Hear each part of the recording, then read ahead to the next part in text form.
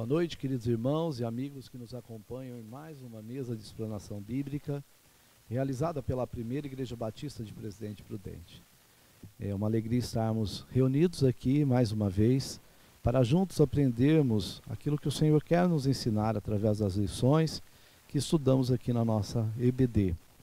Nós hoje estamos com a presença do pastor Edson Borges de Souza, que é o nosso pastor titular aqui da PIBPP, e o pastor Benedito Gabriel, que também é um dos membros do nosso colegiado pastoral, responsável pela nossa missão do Jardim Colina. E no som e na transmissão está o nosso irmão Flávio Claudino de Araújo. Gostaria de agradecer a todos os participantes dessa mesa de explanação e também a você que nos acompanha ou que irá nos acompanhar em algum momento nesta transmissão que estamos realizando agora. E o desejo do nosso coração é que o Senhor fale profundamente ao seu coração, ao meu coração, através desse estudo que teremos. Nós vamos estudar nesta noite o tema O Distanciamento de Deus e Suas Consequências. Nós estamos estudando os profetas menores na revista Compromisso, da editora Convicção.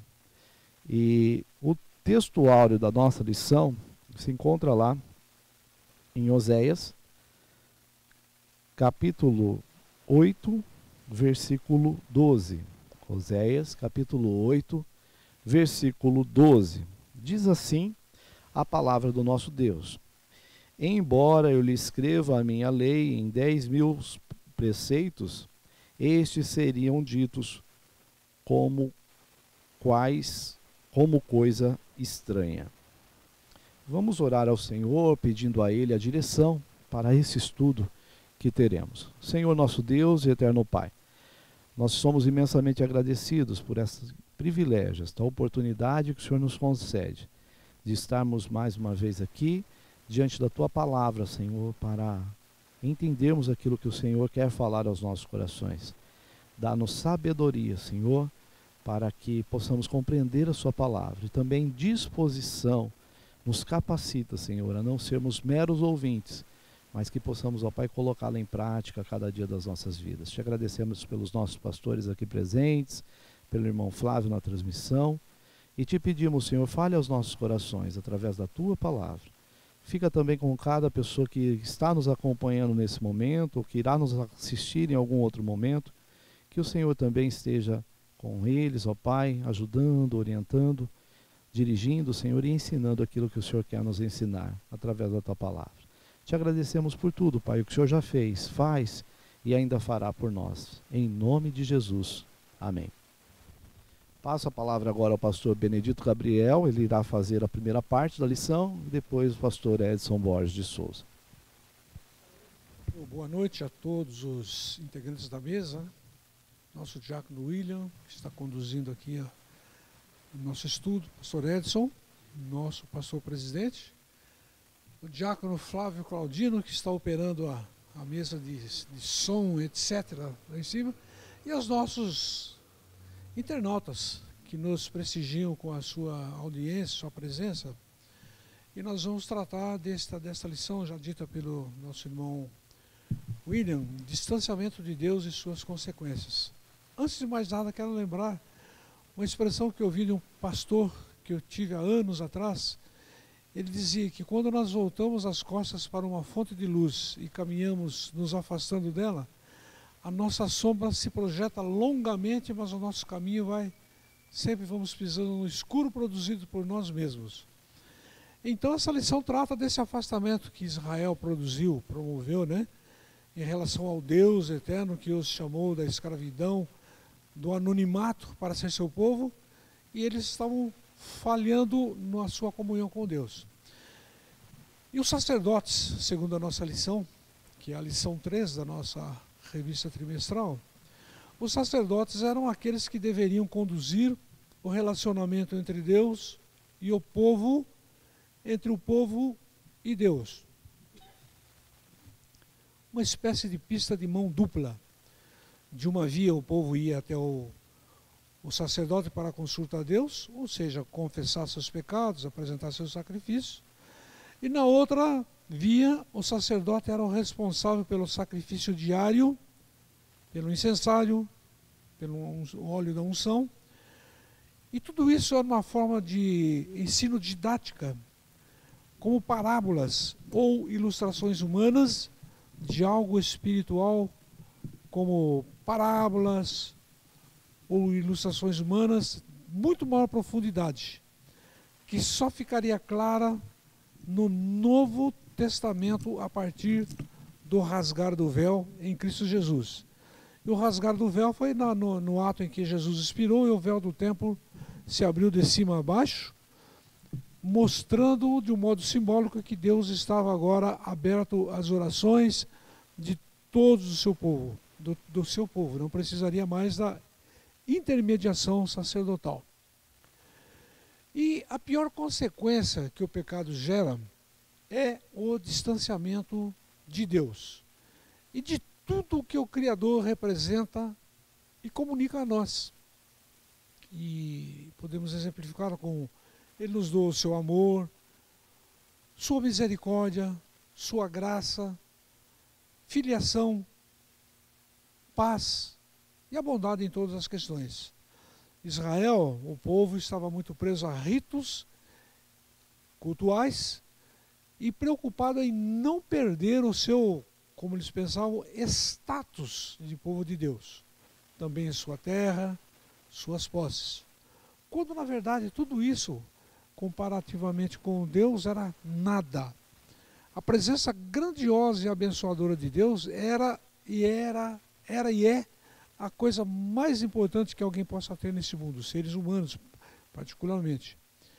E a nossa atitude, a nossa maldade, soberba, indiferença não muda o status de Deus. Ele continua fiel, firme, santíssimo para sempre. Ele continua também perdoador, ele sempre quer nos resgatar, nos retirar do pecado. O que muda é o nosso lugar e o acesso ao Pai em razão do nosso afastamento.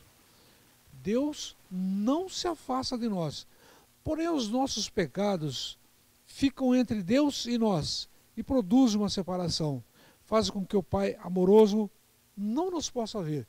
E Isaías comenta isso lá em seu livro, no capítulo 59, versículos 1 e 2, que os nossos pecados criam uma barreira entre nós e Deus. Nossas orações já não podem ser ouvidas. Isso é terrível, uma tragédia na verdade. Então nós devemos parar e pensar, porque muitos estão muitas vezes na igreja, clamando há anos por alguma coisa, estão questionando muitas vezes também por que Deus não responde, quando na verdade o Deus eterno está ouvindo, mas impedido de agir por uma barreira não confessada de pecados que ele ainda não remiu pela sua graça e pelo sangue de Jesus, que desde o Velho Testamento era o retirador do pecado. Porque nós vemos que no período da lei, o pecado era coberto pelo perdão divino, pelo sacrifício que simbolicamente representava o pagamento que Jesus viria fazer no futuro lá na cruz. Então Deus perdoava, como diríamos hoje, com um cheque datado, uma promissória. E tudo se resolvia bem. E quando Cristo veio, ele resgatou a promissória, pagou o cheque pré-datado sobre todos os que foram salvos lá no Velho Testamento. Então Cristo é, como disse João Batista quando ele surgiu no Novo Testamento, eis o Cordeiro de Deus que não cobre, tira, elimina o pecado do mundo. Então nós devemos essa maravilhosa graça a Deus. Agora a revista fala aqui também de distanciamento real, ou seja, factual, verdadeiro do Criador. E a pior consequência que o pecado gera é esse distanciamento. E de tudo que o Criador representa e, como já dissemos, comunica a nós. A presença grandiosa e abençoadora de Deus é a coisa mais importante do mundo, também já dissemos isso. Por exemplo, durante os 40 anos no deserto, Deus, mesmo estando punindo de certa forma aquele povo que acabou finalmente por sua pecaminosidade não entrando a primeira geração em Canaã, ele sempre os tratou com abundância de maná, caía dos céus, água, segurança. E a terra conquistada, que eles vieram conquistar, era puramente violência, intolerância, prostituição, idolatria. Essa era a terra que Israel herdou, mas com a ajuda de Deus e na presença de Deus, eles tornaram sua e viveram ali, e hoje ainda é motivo de disputas lá na Palestina, em confronto com Israel. Todos os dias a gente vê na mídia, como está escrito lá no Gênesis, que eles viveriam perto um do outro e estariam sempre com problemas. E Oséias, no capítulo 7, versículo 2, diz: não consideram no coração que eu me lembro de toda a sua maldade, as suas obras os comprometem, elas estão diante de mim. E se nós vemos em Oséias, capítulo 8, versículo 7, que não está aqui no nosso texto, ele diz, o profeta falando, enviado por Deus ao povo: porque semeiam ventos, cegarão tormentas, não haverá seara, a erva não dará farinha, e se a der, comê-la-ão os estrangeiros. Eles estavam submetidos a uma promessa de repreensão, duríssima repreensão. Mas Israel não se arrependeu. Eles não se arrependeram. E Deus fala aqui desde o capítulo 7, no versículo 1, que a nossa lição abrange do 7 ao 9, no capítulo 7, versículo 1, ele diz, o Senhor falando: quando me disponho a mudar a sorte do meu povo e a sarar a Israel, se descobre a iniquidade de Efraim, como também a maldade de Samaria, porque praticam a falsidade, por dentro há ladrões, e por fora rouba a horda de salteadores. Efraim era a maior tribo do reino do norte, a tribo do reino do norte. E eles cultuavam bezerro de ouro, falam de mas havia mais bezerros de ouro em Samaria, que era a capital deles. Estavam afastados de Deus na prática de cultos muito permissivos, na verdade, adúlteros, né? Porque deixavam de fazer do modo que Deus estabeleceu na lei de Moisés, para fazer o que aquelas pessoas que desconheciam a Deus praticavam.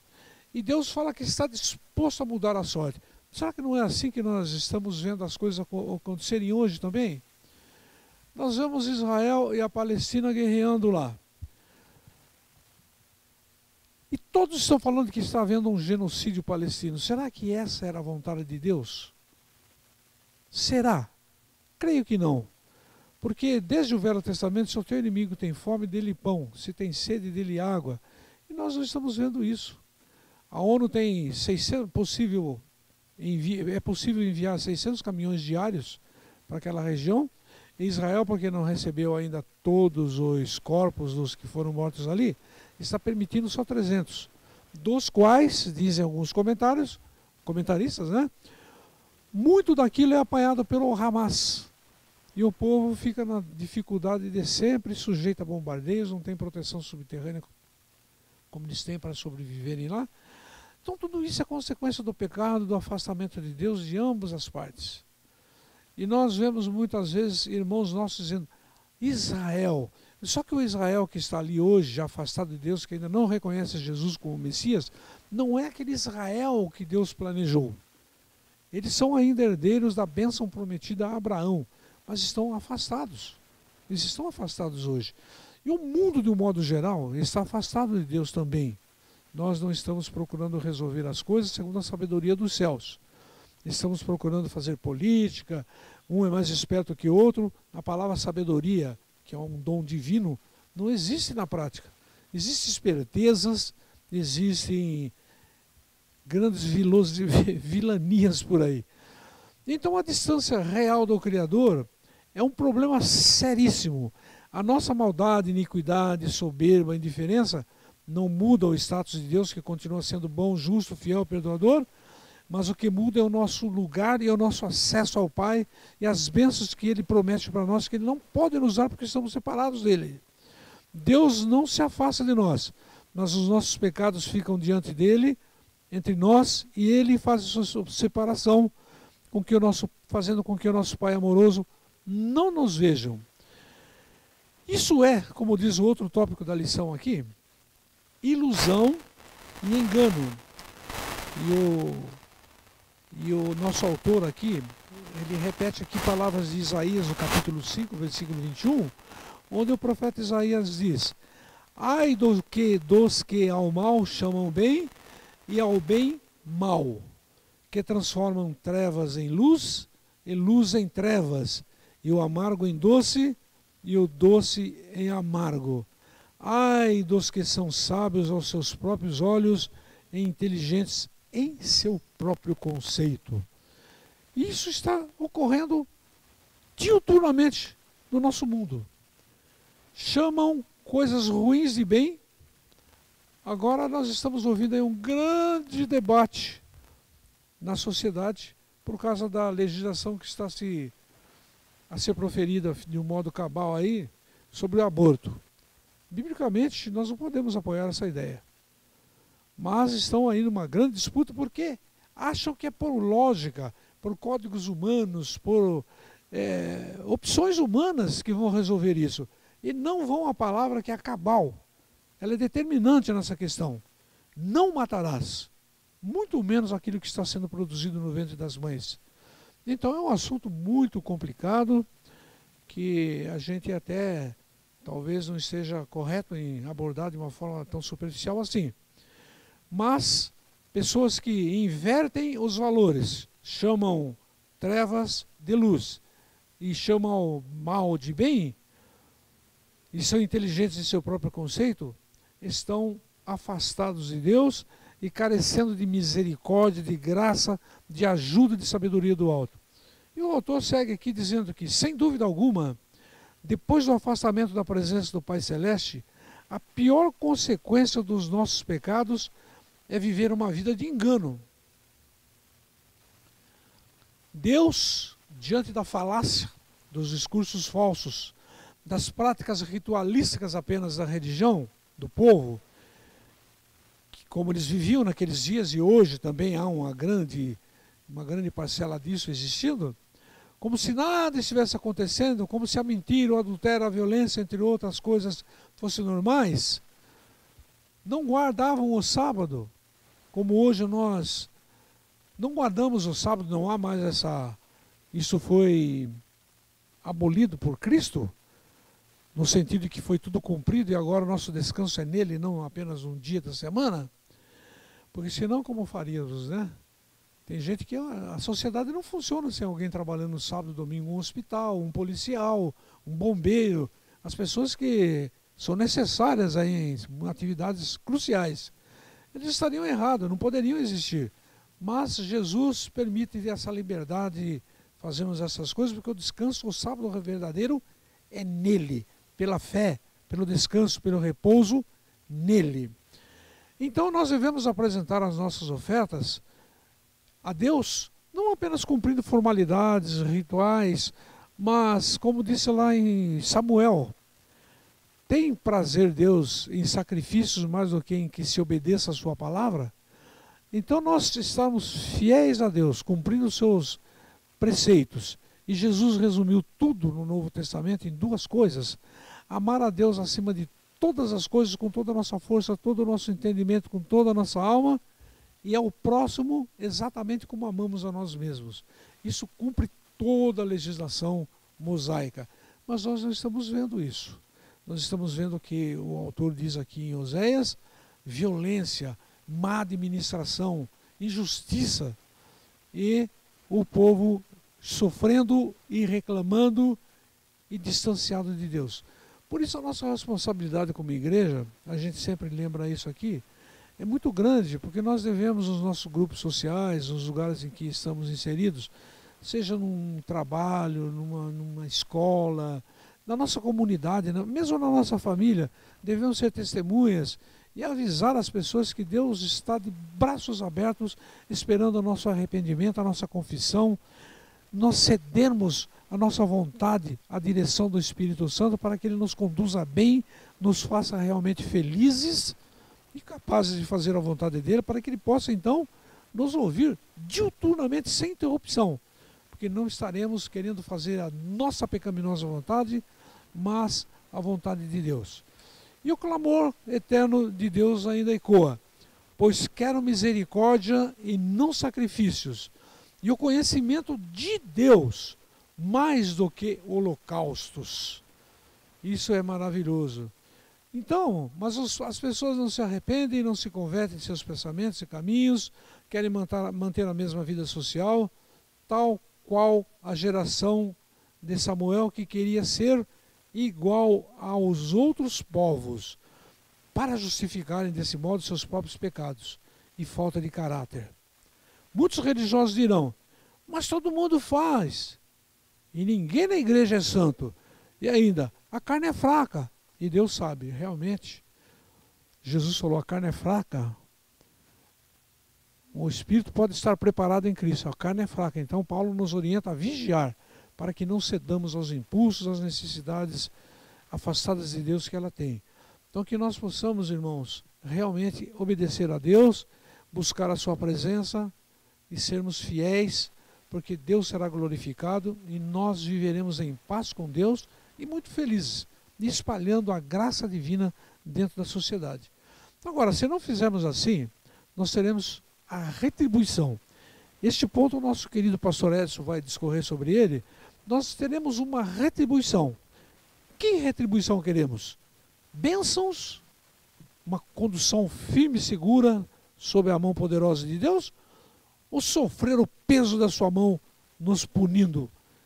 O pastor Edson vai discorrer sobre isso e vai nos ajudar a entender a vontade de Deus nessa questão. Devolvo a palavra. Boa noite, meu prezado diácono William Martinez, meu prezado pastor Benedito Gabriel e nosso diácono Flávio na transmissão. Depois dessa explanação maravilhosa do nosso amado pastor Gabriel, sigo aqui com o ponto da retribuição. Não é? Lembrando aos amados internautas que Deus não pune sem avisar ninguém. Ele sempre avisa. Não é? E no caso aqui, Deus já está há séculos avisando. E toda punição que virá já está prescrita lá no Pentateuco, se eles de Deus se afastassem. No final de Levítico, Deuteronômio, já está lá. Está avisado. Né? E vamos lembrar também que esses povos são todos descendentes de Noé após o dilúvio. Né? Todos eles. Nós temos aí o mapa das nações em Gênesis 10.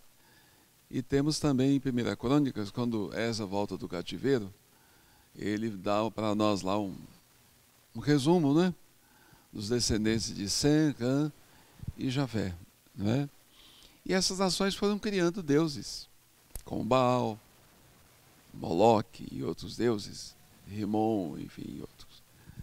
E esses deuses sempre exigiam sacrifícios de crianças, de pessoas.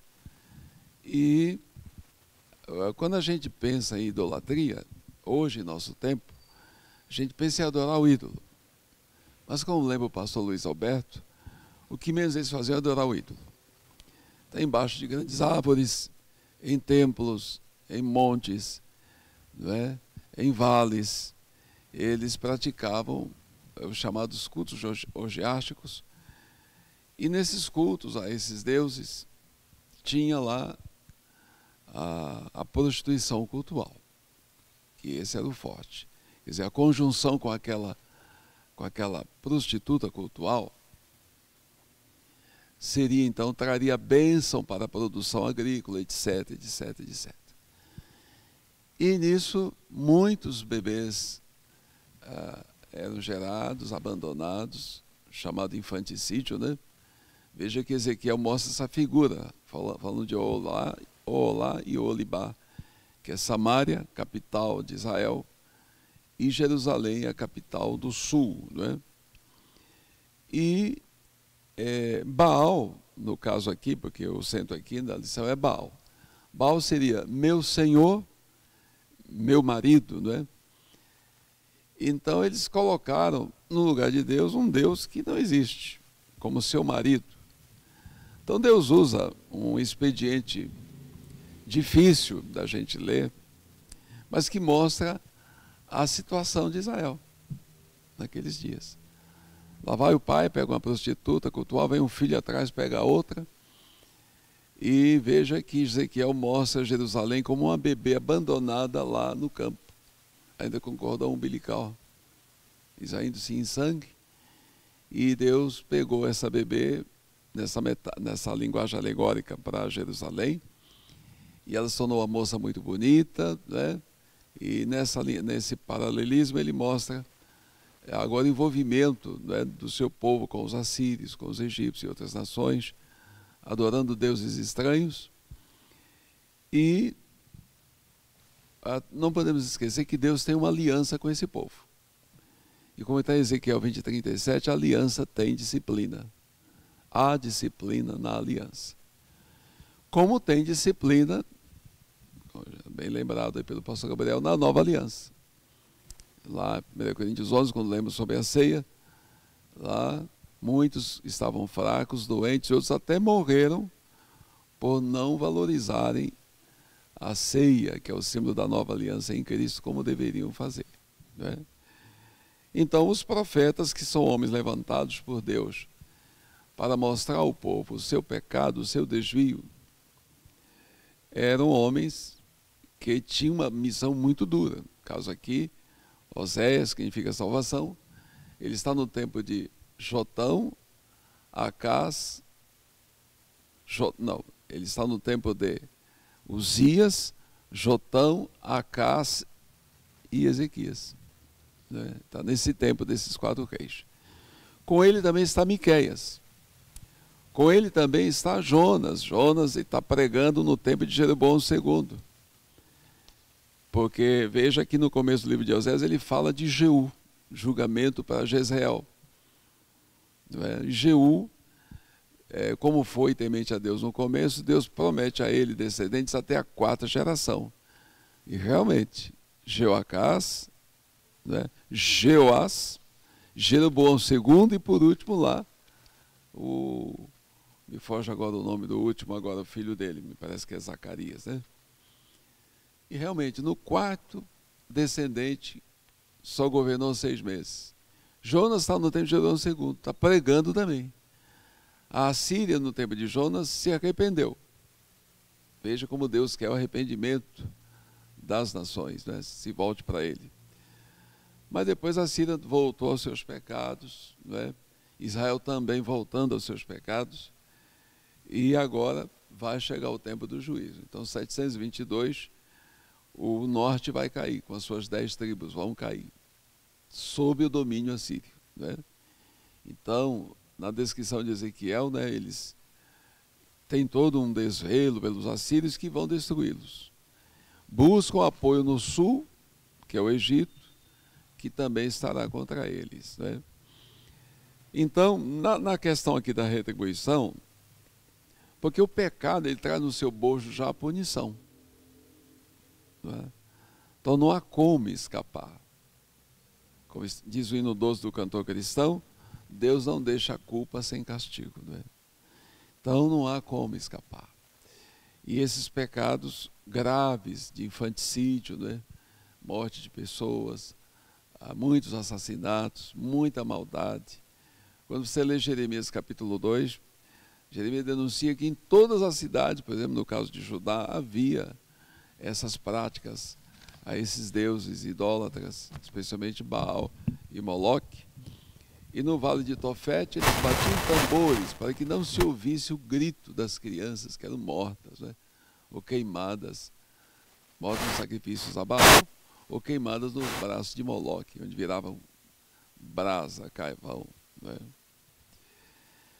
Então, o profeta está clamando, e nessa retribuição que virá, Deus, como sempre, é um Deus de amor, misericordioso, bondoso, e renova cada manhã sua misericórdia, né?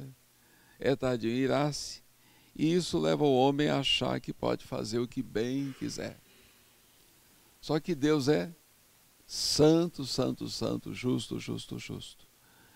E a ira de Deus é santa e justa. A ira do homem, como lembra Tiago, não opera a justiça de Deus. Devemos tomar muito cuidado com a nossa ira, porque a nossa ira não opera a justiça de Deus. Mas a ira de Deus opera a sua justiça, porque a ira de Deus é santa e justa.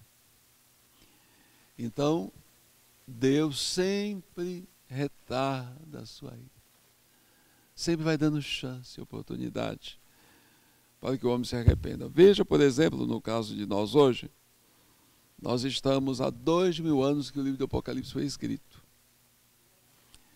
Nós somos a geração de cristãos mais próxima do desfecho escatológico. Isso, pastor Gabriel, diácono William, você, todos os crentes vão concordar. Os sinais que mostram que Jesus está voltando são cada vez mais evidentes. O anticristo vai governar esse mundo, a Bíblia fala. Nesse tempo, os 7 selos vão ser abertos, Deus vai abalar esse globo.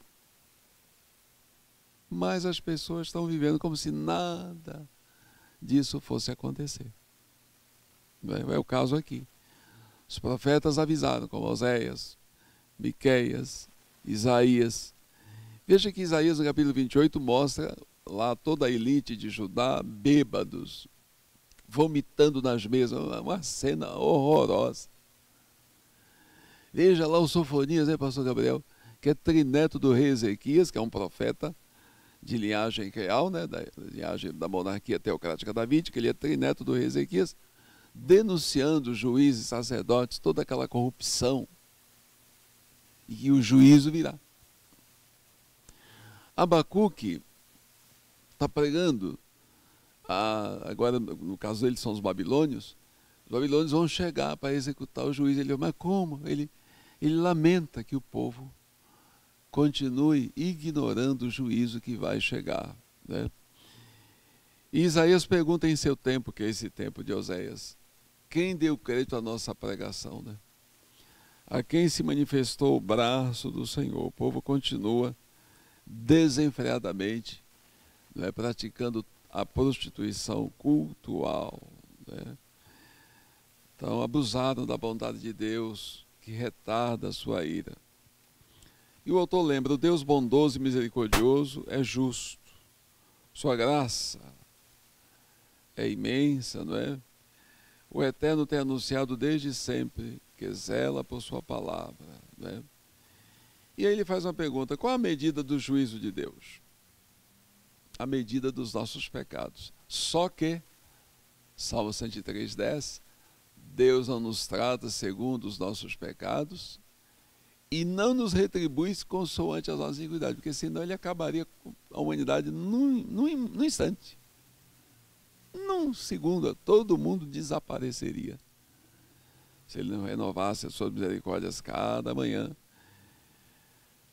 O Deus bondoso, misericordioso e justo mantém a sua graça, né, sobre nós e sempre espera o arrependimento. Aí lembra de Jesus quando disse que suas palavras não passariam, né?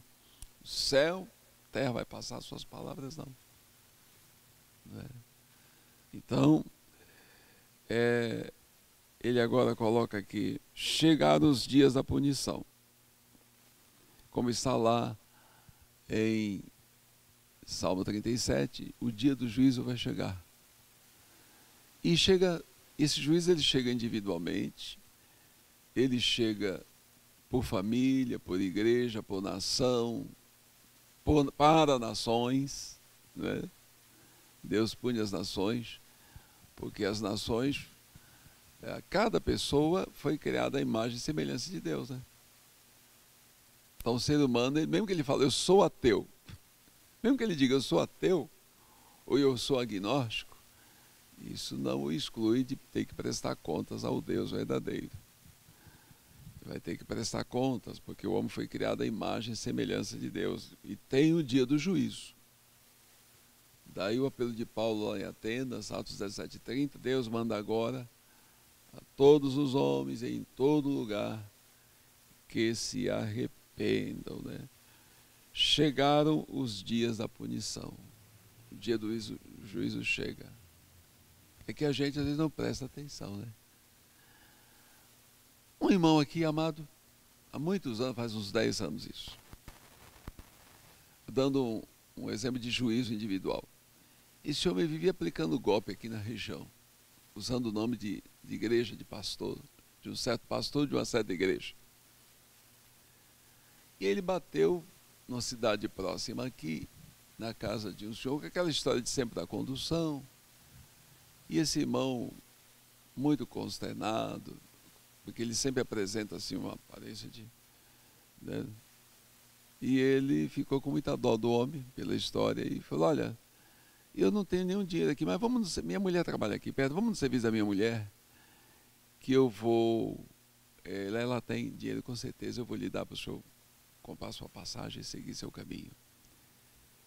Chegando lá, a mulher trabalhava, hoje é aposentada, numa delegacia. E ela, como toda policial, né? O senhor também que foi policial, né? Ligou para mim. Pastor Edson, tem uma pessoa aqui, diz que é da igreja tal, do pastor tal, e meu marido quer dar um dinheiro para ele, eu quero saber se o senhor... o que o senhor acha? Falei, deixa eu falar com o pastor tal. Liguei para esse pastor que é meu amigo. E pastor, estou cansado desse homem. Ele anda aqui pela região, usando o meu nome, usando o nome da nossa igreja e pedindo dinheiro. Aí ela falou para o marido foi conversar com ele. O marido também foi policial, né? E conversou com ele. E o homem ficou, ele não tinha, e aí mostrou a barriga dele, todo que estava todo ferido, que ele tinha diabetes, é uma história. E aí ele não deu dinheiro para ele, e fez, o senhor segue o seu caminho, se arrependa, e pregou o evangelho para aquele homem, e quem sabe ele tenha, tomara que ele tenha se arrependido. Mas sempre tem o dia do juízo, sempre tem. Isso aí a gente vai ouvindo, né? Porque, como diz Paulo em 2 Timóteo 3, vão enganando e sendo também enganados. Eles enganam e estão também enganados.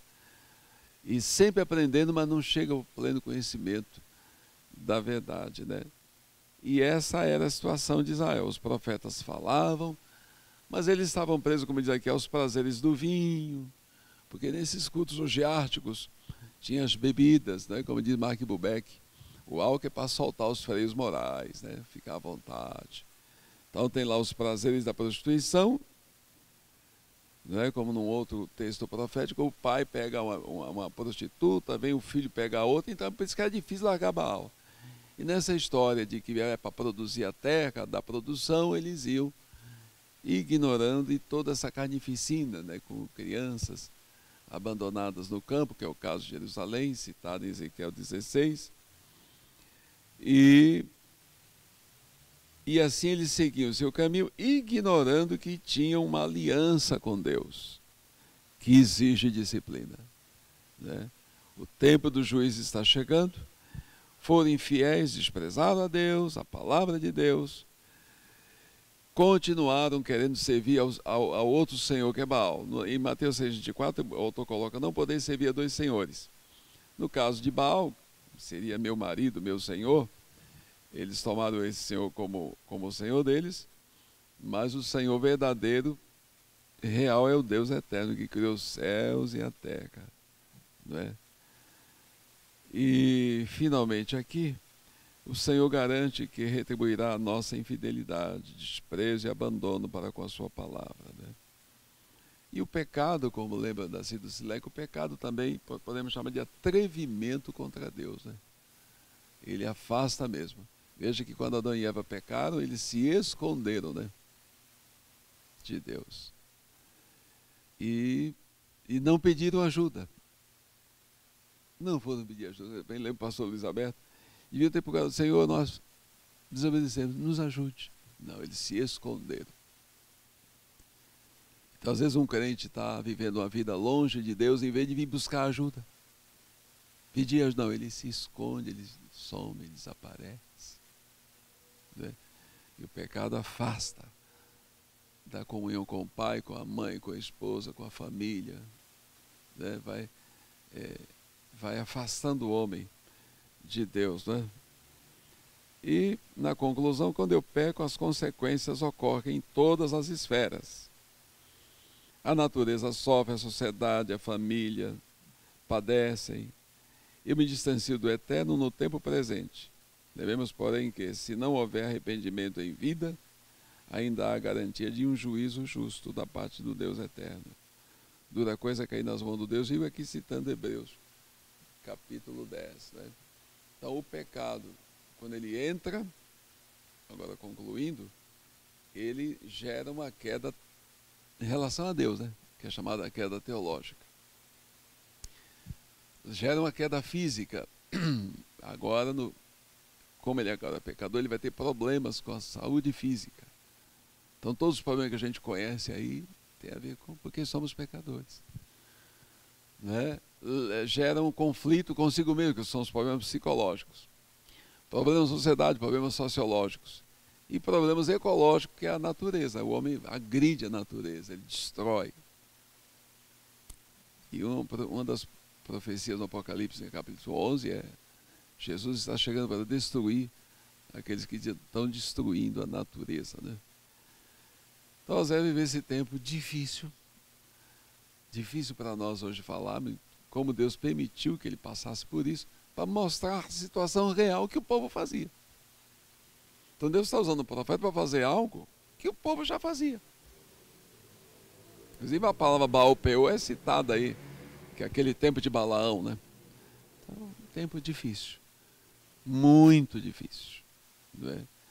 E finalmente, infelizmente, Samaria caiu em 722 sobre os assírios.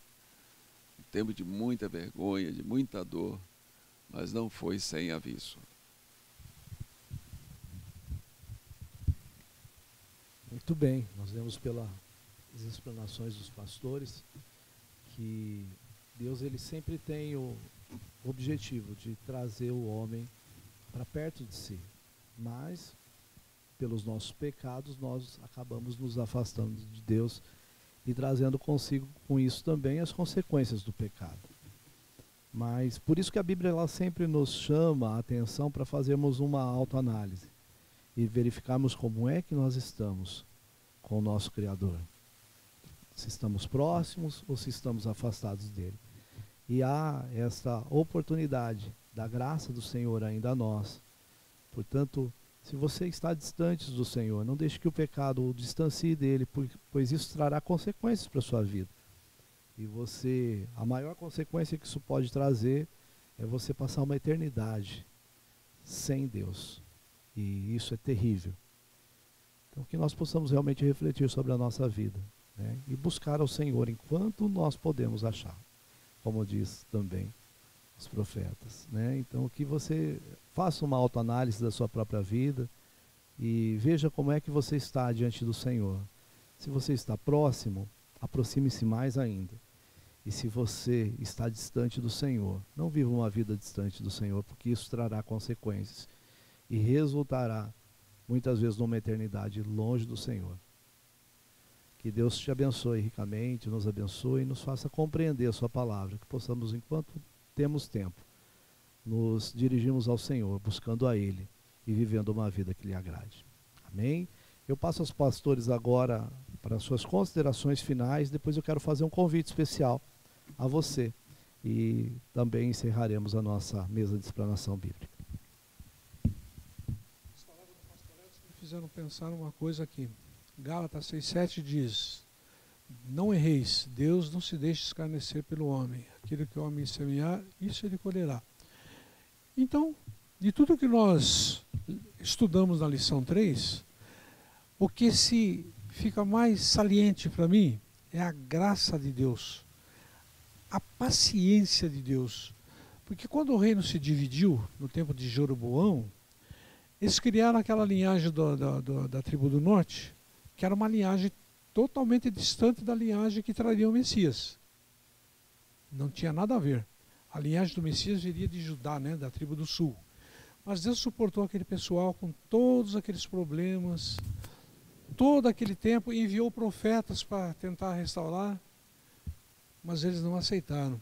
E o pastor estava falando dos reis que foram assassinados lá, e eu aqui achei 4 deles do Reino do Norte, que, será se eu vou achar agora aqui, Pecaías foi um deles, né? Pecaías foi um deles. Peca. Zacarias. Então, com todas essas barbaridades acontecendo, Deus pacientemente aguardou, convidou. Quando não houve mais jeito, o que aconteceu? 722, os assírios vieram e acabou com o reino. Eles não existem. As 10 tribos desapareceram, misturadas aos povos que estão por aí até hoje. Embora haja uma profecia que diz que as tribos vão ser restauradas no final, né? Mas desapareceram. Desapareceram.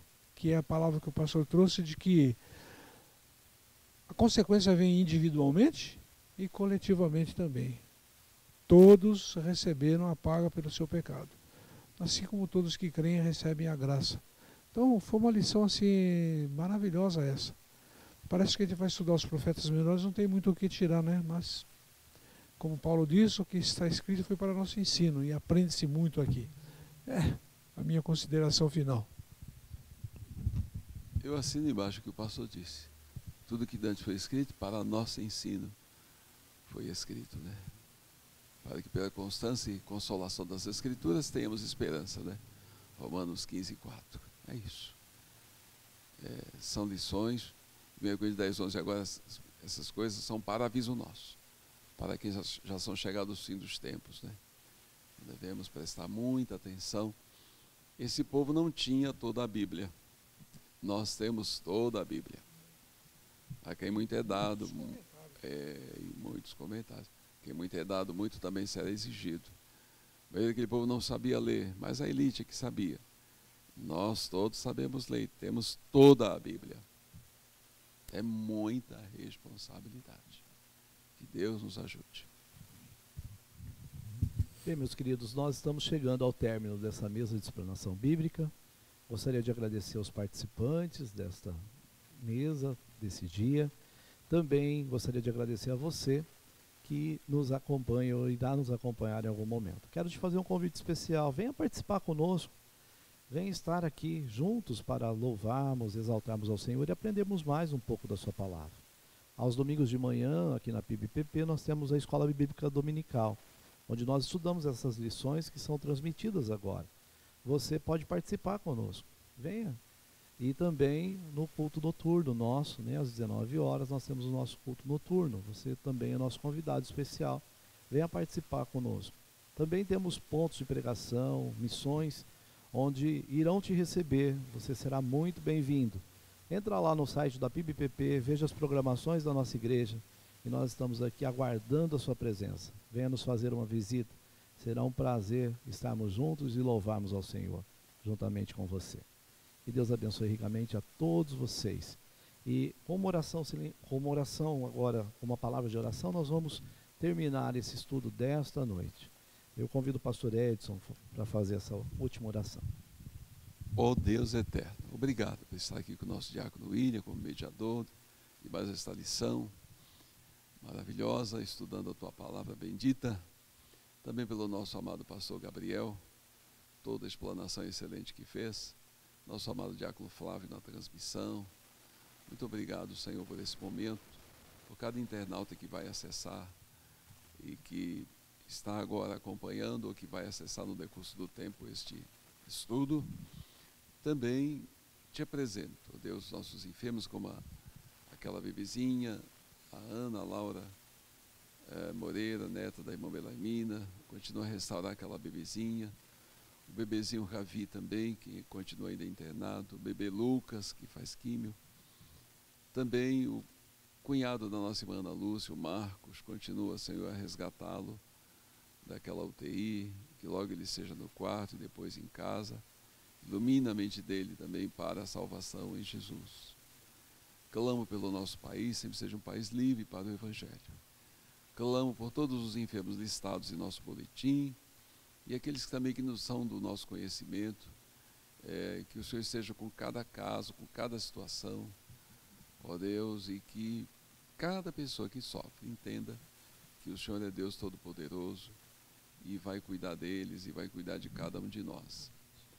Guarda as programações desse final de semana, com a tua paz, com a tua bênção. Nosso chá das amigas lá em Araxãs, ó Deus, com a nossa MCM. Abençoe a irmã Edmara que vai nos receber. Abençoe também a noite o trabalho em Alfredo Marcondes, naquele intercâmbio com as missões.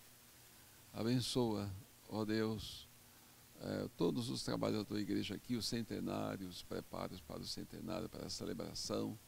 Que temos a tua bênção, a tua direção, a tua iluminação. Assim nós oramos, Pai, suplicando e agradecendo, em nome de Jesus. Amém.